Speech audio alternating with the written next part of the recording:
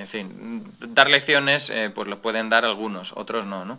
Pero en todo caso, lo de los derechos sociales es muy gracioso, porque es que hay 5 millones de personas a las que se han recortado los derechos sociales. Y su principal derecho, que es a trabajar. Hay 5 millones de parados que no tienen el derecho fundamental, que es el de trabajar. Eso la izquierda todavía no lo ha entendido. En el año 2010 todavía no lo ha entendido. Y creen que el derecho social es pagar una prestación por desempleo. El escritor y filósofo estadounidense Ralph Waldo Emerson dijo en una ocasión que el pensamiento es la semilla de la acción. Hoy aquí en Periodista Digital les hablamos precisamente de esas ideas con vocación de acción. Para ello hablamos con Jaime García Legaz, secretario general de la Fundación FAES. Jaime, bienvenido a Periodista Digital. Muchas gracias. Entre su currículum destaca que fue asesor económico del presidente Aznar. Ahora póngase en el caso de que sigue siendo asesor del presidente del gobierno, en este caso del actual. ¿Qué primer consejo le daría? Pues que dimita, básicamente. Pero Porque... es usted su asesor. Sí, pero es que un asesor lo que debe hacer es ser sincero y ser honrado y decirle al presidente lo que piensa, ¿no? Entonces, sinceramente, como es imposible, yo creo, conseguir que Zapatero a estas alturas de la película entre a darse cuenta de lo equivocado que está en su política económica, lo primero que haría es, sinceramente, recomendarle que se vaya a su casa, porque es lo mejor que le puede pasar a la economía española y a los 5 millones de parados. Si insiste en no dimitir, pues, en fin, ya... Yo creo que lo mejor que podría hacer es recomendarle que se leyera el último libro de José María Aznar, que se llama España puede salir de la crisis, publicado por Editorial Planeta, que es básicamente un compendio de las recetas que necesita la economía española para salir de la crisis, que es básicamente hacer todo lo contrario de lo que está haciendo el señor Rodríguez Zapatero. Un tema del que se habla mucho estos días es un pacto contra la crisis, ¿no? Que salió Durán y Lleida reuniéndose con Rajoy, diciendo, yo veo muy difícil que se llegue a un pacto PSOE-PP, ¿no? Con esto de la crisis. ¿Ustedes cómo lo ven, este tema?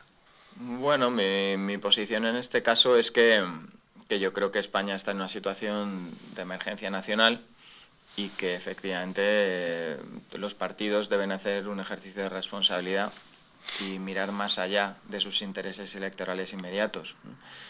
Yo creo que la iniciativa de un gran acuerdo para abordar los grandes cambios, las grandes reformas que necesita España sería muy importante y yo creo que sería positivo.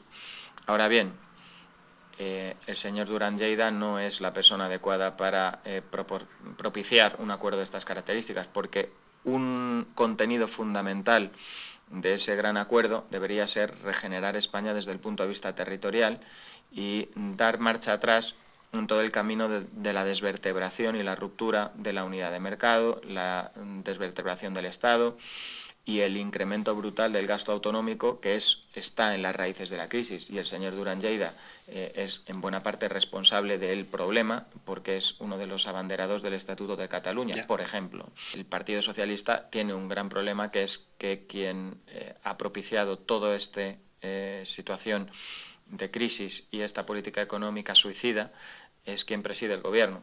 Por tanto, salvo que haya una gran rectificación del gobierno y del Partido Socialista reconociendo que su política ha sido equivocada, ese pacto de Estado PP-PSOE, yo creo que sería muy necesario, es muy difícil. Otro tema, el otro día Luis Solana en estos mismos micrófonos decía una frase que nos llamó mucho la atención.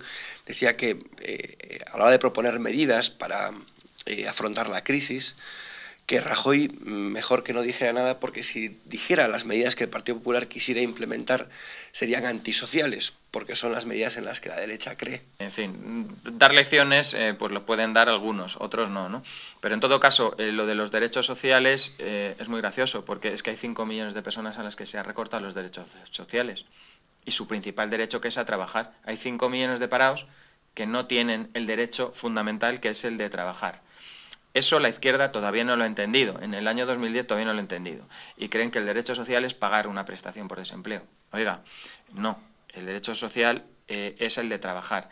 Usted trabaja, está mucho más protegido que si está en el paro recibiendo un subsidio del gobierno.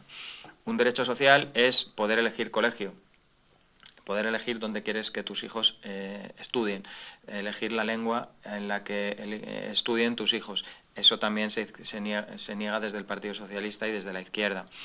Derecho social es poder elegir sanidad. Derecho social es poder comprarte una casa porque tienes trabajo. Hay que conseguir que el empresario, más ahora que después de una crisis muy dura, probablemente ha despedido a varias personas, le ha costado dinero, pero sobre todo le ha costado tener que decirle a las personas que se tienen que ir a su casa, que eso es lo más duro para un empresario. Yo no conozco todavía ningún empresario, sinceramente, que despida por capricho, ¿eh? Cuando despiden, normalmente despiden porque necesitan despedir, ¿no? Y se lo piensan.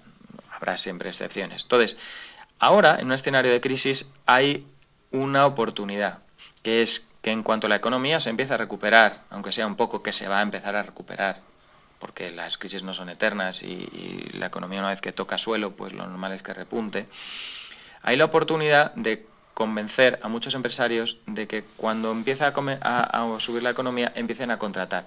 Porque el riesgo ahora es que digan, mira, me he gastado tanto dinero y me he llevado tanto disgusto con los despidos que yo no contrato a nadie. Horas extraordinarias las que hagan falta, pero no contrato a nadie. Eso está empezando ya a pasar. Claro. ¿Cómo ayudarles a que contraten? ¿Cómo ayudarles? Pues primero, bajándole las cotizaciones a la Seguridad Social, que es una parte muy importante de lo que le cuesta al empresario.